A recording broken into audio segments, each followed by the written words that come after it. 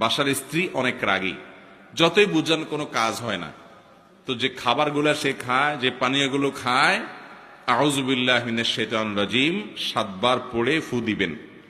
আবার দেখে দেখে যান না ফেলে, খবরদার। দেখলে কিন্তু খবর আছে, বলবো যে কি মন্ত্রণন্ত্র পড়ে কি করছো, আরেক যুদ্ধ বাঁধবে কিন্তু।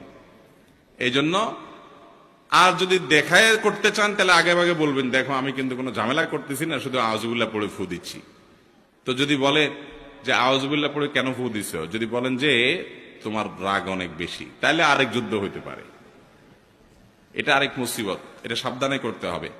একই কথা পুরুষদের বেলায়ও, মহিলারা পুরুষদের জন্য আমলটা করবেন। বাচ্চাদের জন্য এই আমলটা অনেক বেশি উপকারী। যেটা বলছিলাম শুরুতে, আজকাল বাচ্চারা সব ক্রেজি হয়ে গেছে। সব বাচ্চা দেখবেন ঘরে ঘরে ক্রেজি। ক্রেজি বুঝেন তো, মানে সব রাগী।